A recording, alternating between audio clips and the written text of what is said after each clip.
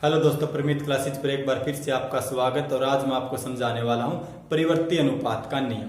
तो आइए देखते हैं परिवर्ती अनुपात का नियम क्या है।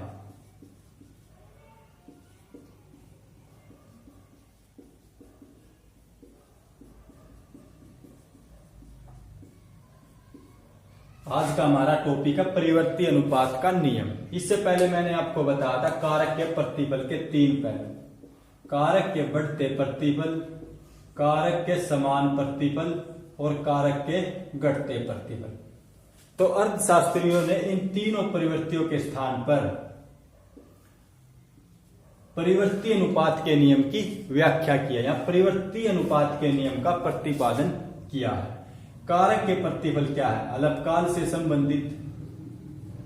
तो अलपकाल में क्या कुछ कारक स्थिर तो कुछ कारक क्या है? परिवर्तनशील होते हैं। कारक के प्रतिफल अलपकाल से संबंधित है तो परिवर्ती अनुपात का नियम भी क्या है? अलपकाल से संबंधित।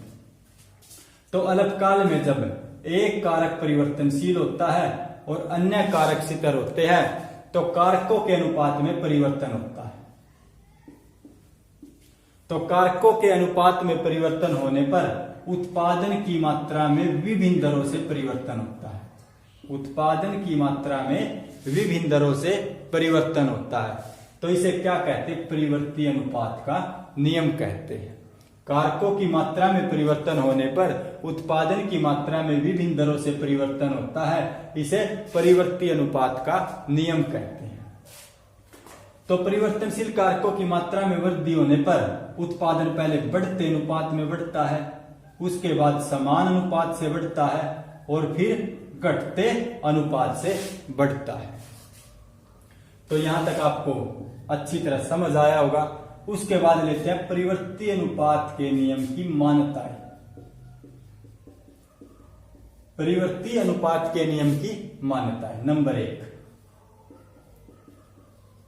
स्थिर कारक।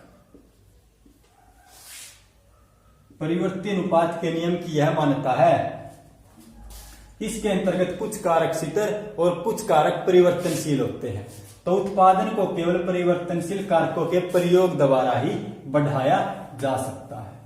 उसके बाद है नंबर 2, समरूप इकाइयां। समरूप इकाइयां। परिवर्तनशील कारक की सभी इकाइयां समरूप होती हैं। परिवर्तनशील कारक की सभी इकाइयां समरूप होती हैं। इनका एक एक करके प्रयोग किया जाता है। तो ऐसा जो कारक के घटते प्रतिफल हैं वो परिवर्तनशील कारकों की अधिक इकाई होने के कारण लागू होते हैं। आरंभ में जो परिवर्तनशील कारक के 3 इकाई होती है, जो 3 श्रमिक होते हैं, यहां तक क्या है, ये भूमि का अच्छा प्रयोग करते हैं। उसके बाद जब श्रमिकों को बढ़ा दिया जाता है तो ऐसा नहीं कि ये श्रमिक तो अच्छे हैं और ये श्रमिक अच्छे नहीं हैं। श्रमिक तो ये भी कुशल है और ये भी कुशल है, लेकिन क्या है, श्रमिकों का और भूमि का अनुपात क्या है? कम हो जाता। श्रमिक क्या है? ज्यादा और भूमि क्या है? कम हो जाती है। तो इनका अनुपात क्या है? बिगड़ जाता है। तो इनका आदर्श अनुपात समाप्त हो जाता है, जिसके कारण घटते प्रतिफल की स्थिति शुरू हो जाती है। उसके बाद नंबर 3, तकनीक में परिवर्तन। उत्पादन की तकनीक में कोई परिवर्तन नहीं होता है। अगर उत्पादन की तकनीक में परिवर्तन होता तो कम इकाइयों द्वारा भी अधिक उत्पादन प्राप्त किया जा सकता था, लेकिन यहां पर उत्पादन की तकनीक में कोई परिवर्तन नहीं होता। अगर उत्पादन की तकनीक में परिवर्तन होता तो मान लीजिए 1 हेक्टेयर भूमि पर 3 श्रमिक काम करते हैं और 1 हेक्टेयर भूमि पर 6 श्रमिक लगा दिए जाते हैं, तो यहाँ पर क्या श्रमिक ज्यादा हो जाते हैं। अगर तकनीक में परिवर्तन होता तो इन बढ़े हुए श्रमिकों को दूसरी इकाइयों पर लगा दिया जाता, जैसे पूंजी इत्यादि पर, लेकिन तकनीक में परिवर्तन नहीं होता है। उसके बाद है नंबर 4, उत्पादन फलन। उत्पादन फलन स्थिर अनुपात प्रकार का नहीं है, यह परिवर्तनशील अनुपात का है। इसका कारण यह हुआ कि शितर कारकों के साथ परिवर्तनशील कारकों की अधिक इकाइयों का प्रयोग करके उत्पादन को बढ़ाया जा सकता है। यहां तक आपको समझ आया होगा मान्यताएं। उसके बाद है नंबर 2। नंबर 1 मान्यताएं, नंबर 2 इसकी व्याख्या, नियम की व्याख्या। तो नियम की व्याख्या को एक तालिका द्वारा देखते हैं। हम उत्पादन के 2 साधन ले लेते हैं। एक ले लेते हैं श्रम और एक ले लेते हैं भूमि। हम श्रम को तो मान लेते हैं परिवर्तनशील कारक, तो लिख लेते हैं इसको 1 2 3 4 5 6 7 8। और भूमि को मान लेते हैं 1 हेक्टेयर शिखर। भूमि में परिवर्तन नहीं होता। तो टीपी है हमारा 2 5 9 12 14 15 15 और उसके बाद 14। उसके बाद है एमपी। टीपी क्या है?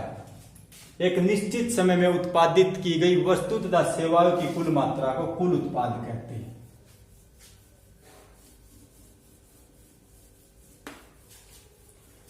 मान लीजिए एक श्रमिक 1 हेक्टेयर भूमि पर काम करता है और उसका कुल उत्पाद कितना है? 2 क्विंटल। तो एक श्रमिक 1 हेक्टेयर भूमि पर 2 क्विंटल अनाज का उत्पादन करता है। कुल उत्पाद को अनाज के रूप में ले लेते हैं। तो 2 श्रमिक कितना करते हैं? 5, 3 श्रमिक 9, 4 श्रमिक क्या है? 12। तो जैसे जैसे परिवर्तनशील कारक की अधिक इकाइयों का प्रयोग किया जाता, कुल उत्पाद क्या है? यहां तक बढ़ती दर पर, उसके बाद यहां तक घटती दर पर, यहां पर अधिकतम और उसके बाद क्या है? घटने लगता है। एमपी टीपी निकालने का मैंने फार्मूला आपको पहले भी बताया था, एपी गुणा एल।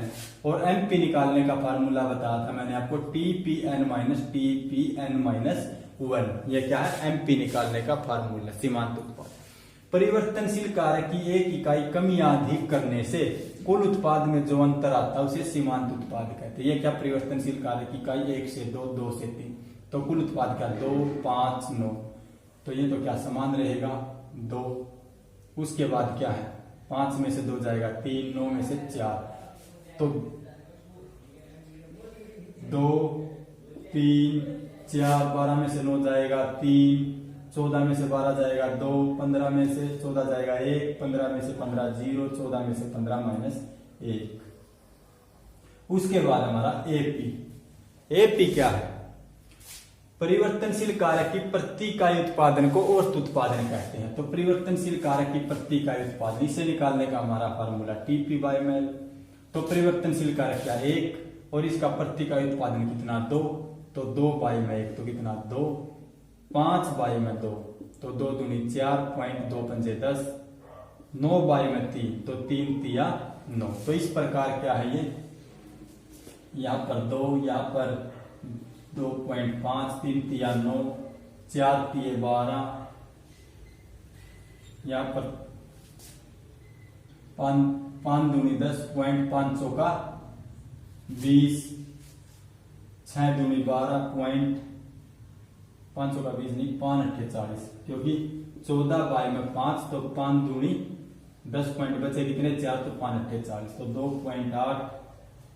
6 दूनी 12 बचे कितने? 3 तो 6 पंजे 30, 7 एकम 7 बचे कितने? 3 और 5, 7 दूनी 14 बचा कितना? 1 तो 7 एकम 7। यहां पर कितना? 8 एकम 8, 8 दूनी 16, 14 बाई में 8 तो कितना होगा? 8 एकम 8 बचे कितने? यहां पर 6 तो 8 7 56। 14 बाई में 8 तो 8 एकम 8 बचे कितने? 6 तो 60, 8 7 56, 1.7।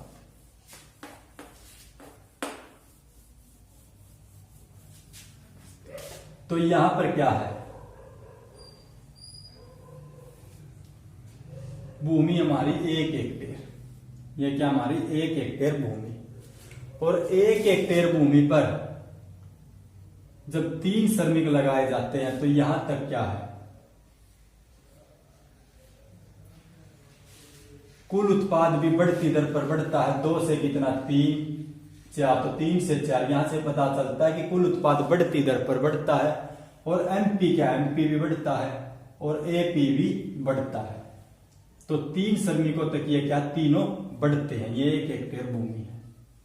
अगर इस पर और श्रमिक बढ़ा दिए जाते, श्रमिक की तीसरी, चौथी, पांचवी, छठी, सातवीं इकाई, चौथी, पांचवी, छठी, सातवीं इकाई लगाने से क्या होता है, कुल उत्पाद घटती दर से बढ़ता है। ये देखो यहां पर 9 3 12, 12 2 14 और 1 15, 3 2 1, यहां से घट रहा लेकिन इधर से क्या बढ़ रहा, तो घटती दर पर बढ़ता है।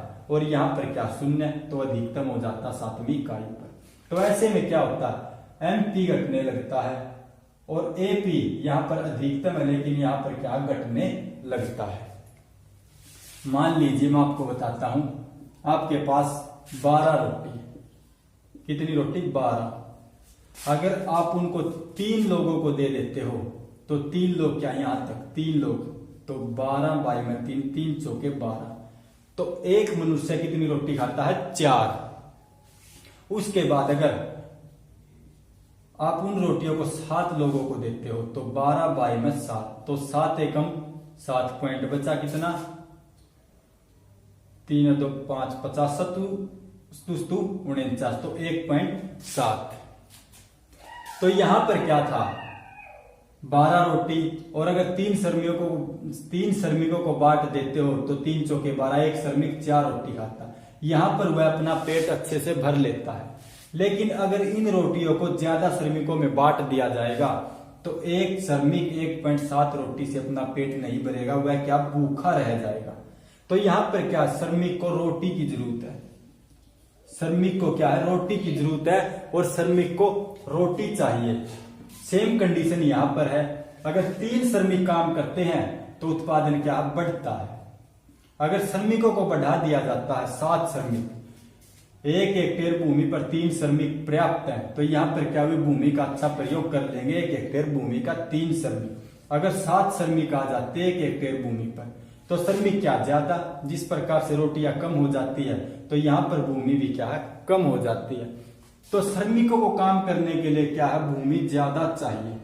जिस प्रकार यहां पर लोगों को खाने के लिए रोटी चाहिए, उसी प्रकार यहां पर श्रमिकों को काम करने के लिए भूमि चाहिए, लेकिन यहां पर भूमि नहीं है, 1 हेक्टेयर सीतर है। तो ऐसे में क्या होगा, कुल उत्पादन घटती दर पर बढ़ता है, सीमांत उत्पाद घटने लगता है और उस उत्पाद भी क्या है, घटने लगता है। तो यहां तक आपको अच्छी तरह समझ आया होगा। 8वां श्रमिक और लेते हैं। अगर इसी भूमि पर 1 हेक्टेयर भूमि पर 8वां श्रमिक और आ जाता है तो 8वां श्रमिक आने पर कुल उत्पाद क्या, घटने लगता है और सीमांत उत्पाद क्या है, ऋणात्मक हो जाता है और उस उत्पाद क्या है, घटकर 1.7 हो जाता है। ये 12 रोटी अगर 8 श्रमिकों में बांट देते हैं तो 8 एकम 8 पॉइंट बचा कितना, 4, तो 8 पंजे 40, तो एक श्रमिक के पास 1.5 रोटी, तो श्रमिक यहां पर भी क्या, भूखा। तो श्रमिक को क्या है, रोटियां चाहिए खाने के लिए ताकि वह अपनी भूख को मिटा सके। तो यहां पर भी क्या, श्रमिक को, अगर 8 श्रमिक हैं तो उनको भूमि चाहिए। अगर 1 हेक्टेयर है, यहां पर लेते 1 हेक्टेयर भूमि पर 3 श्रमिक हैं तो 8 श्रमिकों के लिए कितनी भूमि होनी चाहिए, 6 श्रमिकों के लिए 2 हेक्टेयर भूमि, 8 श्रमिकों के लिए कितनी भूमि होनी चाहिए, 5 हेक्टेयर भूमि। तो 8 श्रमिकों के लिए कम से कम 5 नहीं 3 हेक्टेयर भूमि होनी चाहिए। 1 हेक्टेयर भूमि पर 3 श्रमिक, 2 हेक्टेयर भूमि पर मान लेते हैं 6 श्रमिक, तो 2 और श्रमिक बढ़ते हैं, तो 2 और श्रमिकों के लिए कम से कम 3.1 हेक्टेयर भूमि का टुकड़ा होना चाहिए। लेकिन यहां पर भूमि सीधर है, भूमि में परिवर्तन नहीं होगा। तो ऐसे में क्या है, पहले कुल उत्पाद बढ़ती दर पर बढ़ता है, उसके बाद क्या है, घटती दर पर बढ़ता है, फिर घटने लगता है। तो इसे मैं आपको चित्र द्वारा समझाता हूं।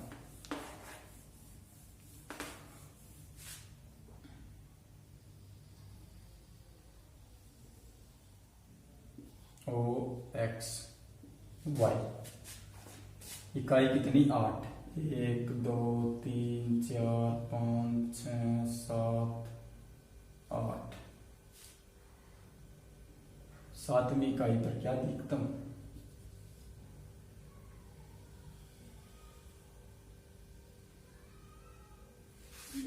यहाँ पर क्या टीपी 14 यहाँ पर लिख लेते हैं। 2 2 4 2 3 6 2 4 8 2 5 10 2 6 12 2 7 14 2 8 16 तो टीपी यहाँ तक लेना।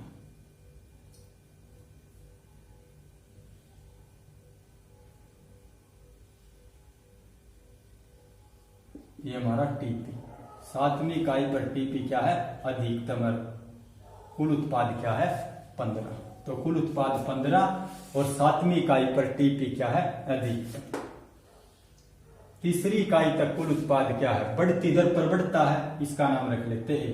तो ओ से ए तक क्या है? कुल उत्पाद बढ़ती दर पर बढ़ता है। ए से बी तक कुल उत्पाद घटती दर पर, और यहां पर क्या है? 15 पर यह अधिकतम रहता है। उसके बाद आठवीं इकाई पर टीपी घटने लगता है। उसके बाद है एपी और एमपी वक्र।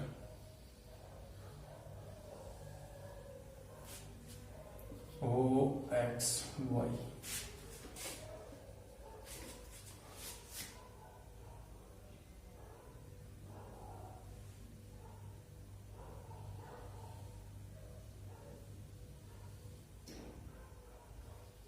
एमपी वक्र।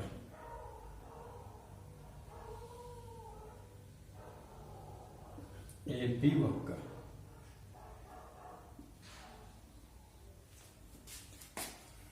एक दो तीन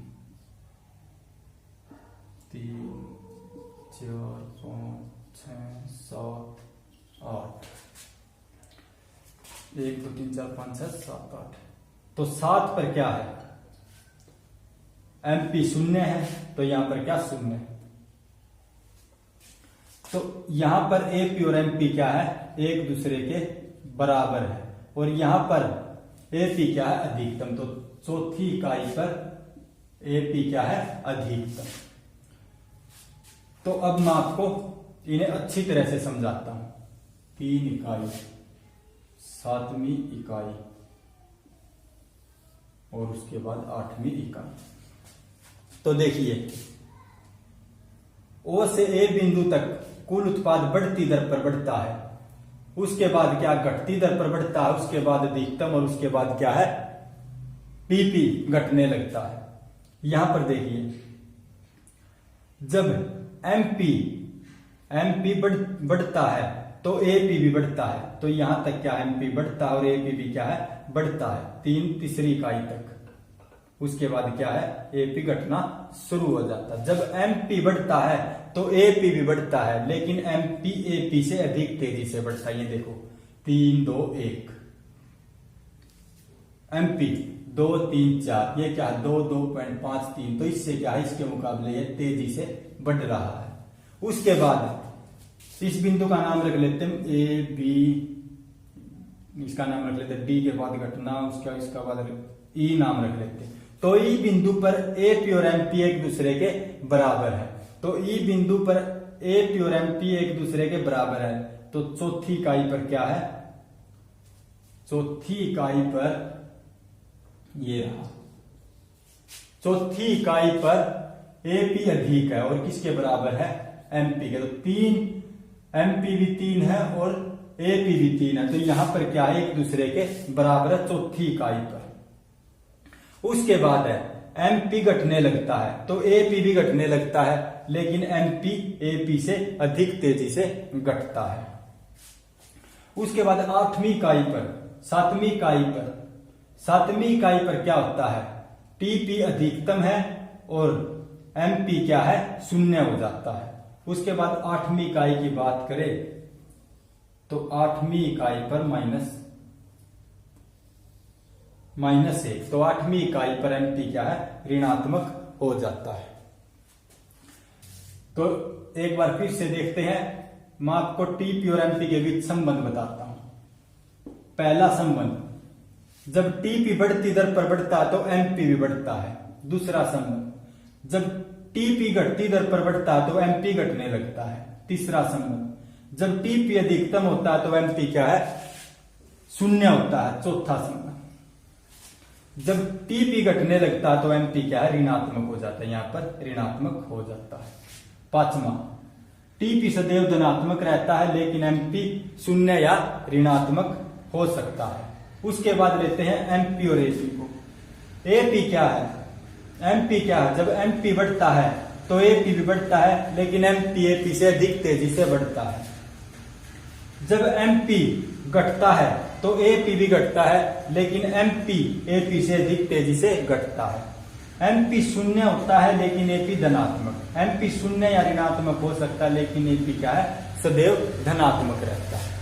उसके बाद क्या मान्यता होगी, हमारी नियम की व्याख्या होगी, और ये क्या उत्पादन की तीन अवस्थाएं थी, उत्पादन की तीन अवस्थाएं। तो मान्यता है उत्पादन की व्याख्या, उत्पादन की तीन अवस्थाएं। और अब लेते हैं नियम की उत्पादन की तीन अवस्थाओं के लाभ को लेते हैं। किसको, लाभ को। तो आइए देखते हैं लाभ को।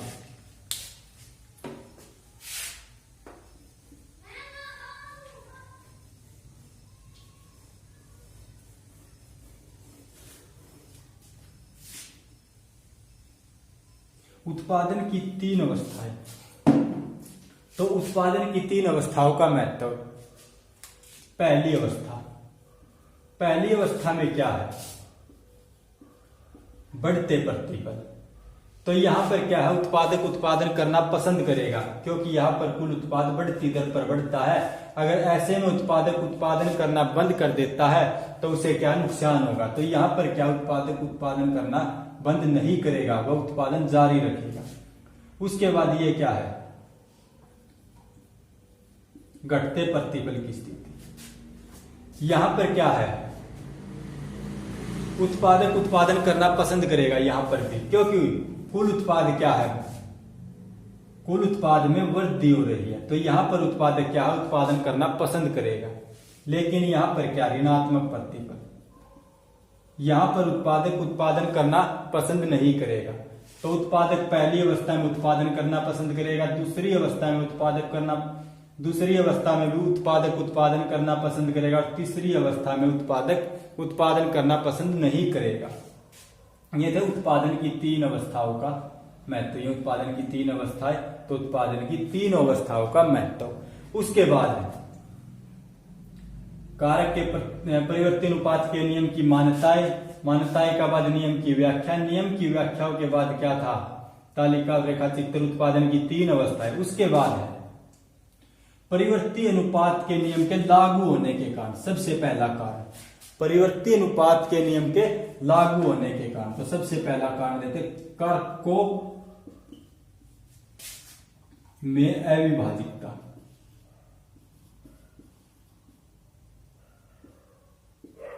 अविभाजितता, कारकों में अविभाजितता।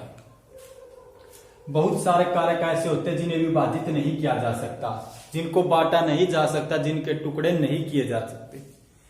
मान लीजिए आपके पास एक स्ट्रेचिंग मशीन है, यहां पर लेते हैं। मान लीजिए आपके पास एक स्ट्रेचिंग मशीन है और उससे आप क्या है, कापियों पर पिन लगा सकते हैं। इसको मैं इरेज कर देता हूं।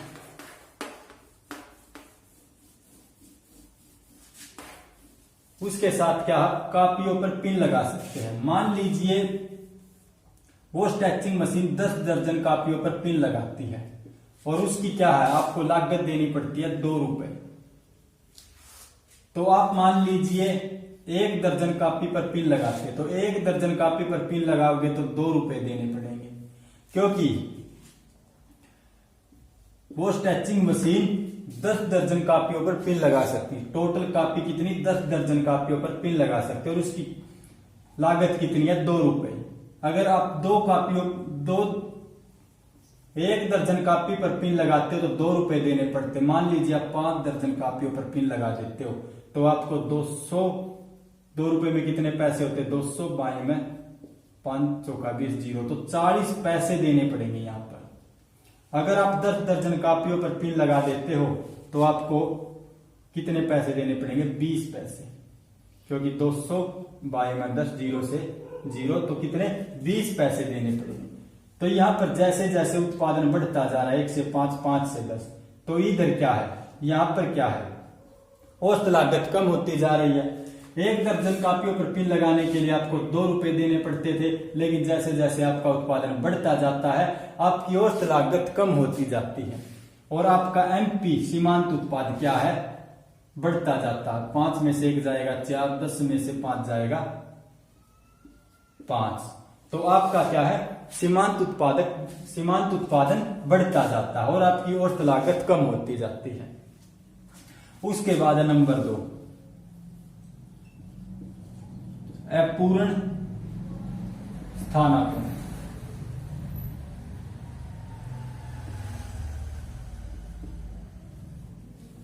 श्रीमती जॉन रॉबिन्स के अनुसार कारक के परिवर्ती अनुपात के नियम का लागू होने का मुख्य कारण अपूर्ण स्थानापन्न है। अपूर्ण स्थानापन्न क्या है, जब शितर कारकों के साथ परिवर्तनशील कारक की अधिक इकाइयों का प्रयोग किया जाता है तो पहली अवस्था में क्या है, कुल उत्पाद बढ़ता है, लेकिन दूसरी अवस्था में क्या होता है, मान लीजिए श्रमिक 7 हो जाते हैं, श्रमिक क्या है 8, भूमि क्या है 1 हेक्टेयर और श्रमिक क्या 8, तो ऐसे में क्या श्रमिक ज्यादा हो जाते हैं और भूमि क्या कम, तो श्रमिकों का अनुपात ज्यादा और भूमि का अनुपात क्या है कम। तो इसके स्थान पर क्या है, ज्यादा श्रमिकों को भूमि के स्थान पर दूसरा कारक का प्रयोग करके परिवर्तनशील कारकों का प्रयोग नहीं किया जा सकता, तो इसलिए क्या बोला गया, पूर्ण स्थानापन्न। अगर भूमि के स्थान पर हम पूंजी का स्थानापन्न कर लेते तो बढ़े हुए श्रमिकों को क्या पूंजी पर लगा देते, लेकिन क्या है, भूमि का स्थानापन्न नहीं है। भूमि का स्थानापन्न न होने के कारण क्या होता है, एमपी घटने लगता है। ये क्या है, एमपी घटने लगता है और यहाँ पर 0 और यहाँ पर क्या है, ऋणात्मक हो जाता है। उसके बाद नंबर 3, उत्पादन के शितर कारक। उत्पादन के शितर कारक, उत्पादन के कुछ कारक शितर तो कुछ कारक परिवर्तनशील होते हैं। जब शितर कारकों के साथ परिवर्तनशील कारक की अधिक इकाइयों का प्रयोग किया जाता है तो ऐसे में क्या होता है, कुल उत्पाद घटती दर पर बढ़ता। आरंभ में यहाँ पर क्या है, 1 हेक्टेयर भूमि और श्रमिक कितना 1, तो जब क्या है, परिवर्तनशील कारक की कम इकाइयों का प्रयोग किया जाता है तो भूमि का पूरा प्रयोग नहीं हो पाता, लेकिन जब परिवर्तनशील कारक की इकाइयों को बढ़ा दिया जाता है तो भूमि का क्या अच्छा प्रयोग होने लगता है और कुल उत्पाद भी क्या है, बढ़ती दर पर बढ़ता है, एमपी भी बढ़ता है और एपी भी बढ़ता है। लेकिन जब भूमि क्या है कम और श्रमिक क्या है ज्यादा हो जाते हैं तो ऐसे में क्या है, सीमांत उत्पाद भी घटने लगता है और एपी भी घटने लगता है। उसके बाद क्या, यहाँ पर ऋणात्मक हो जाता है। उसके बाद नंबर 4,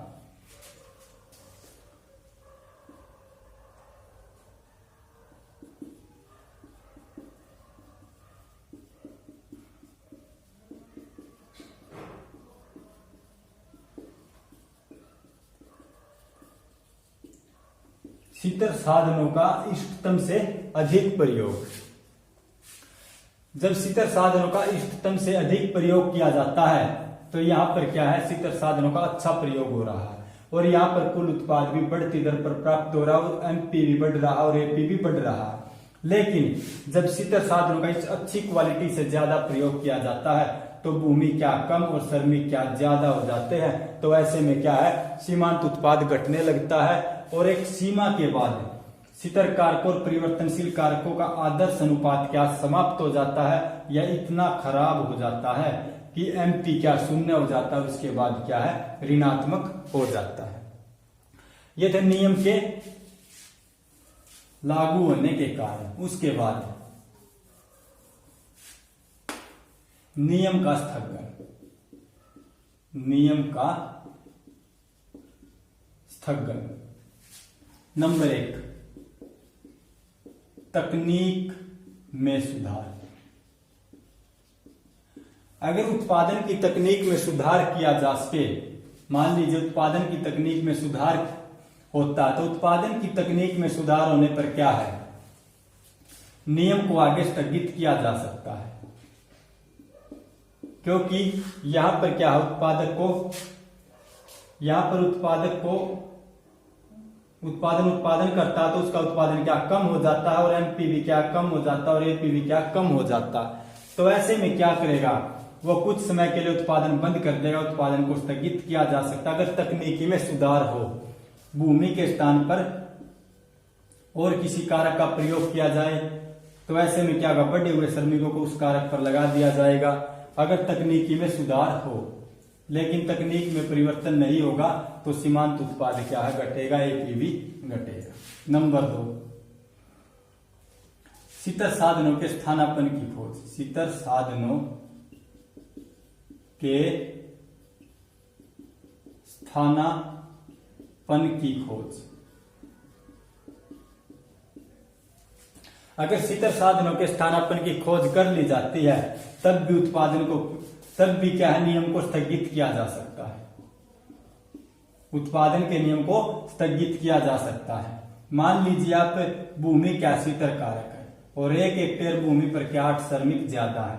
अगर आप भूमि के स्थानापन्न पूंजी की खोज कर लेते हो तो बढ़े हुए श्रमिकों को पूंजी पर लगा दिया जाएगा। तो ऐसे में भी क्या है, नियम को स्थगित किया जा सकता है। उसके बाद है नियम के स्थगन के बाद है इस नियम का महत्व क्या है। नंबर 1, आर्थिक सिद्धांतों का आधार। आर्थिक सिद्धांतों का आधार। आर्थिक सिद्धांतों का आधार रिकार्डो का लगान सिद्धांत, माल्थस का जनसंख्या सिद्धांत और वितरण का सीमांत उत्पादकता सिद्धांत भी इसी नियम पर आधारित है। उसके बाद नंबर 2, छुपी बेरोजगारी। कम विकसित देशों में क्या है, छुपी बेरोजगारी पाई जाती है और वहां पर क्या अगर जनसंख्या में वृद्धि हो जाती है तो जनसंख्या के बढ़ने पर क्या है, एमपी घटने लगता है और वह क्या है, एक सीमा पर 0 और उसके बाद ऋणात्मक हो जाता है। नंबर 3, जनसंख्या वृद्धि का विकास पर प्रभाव।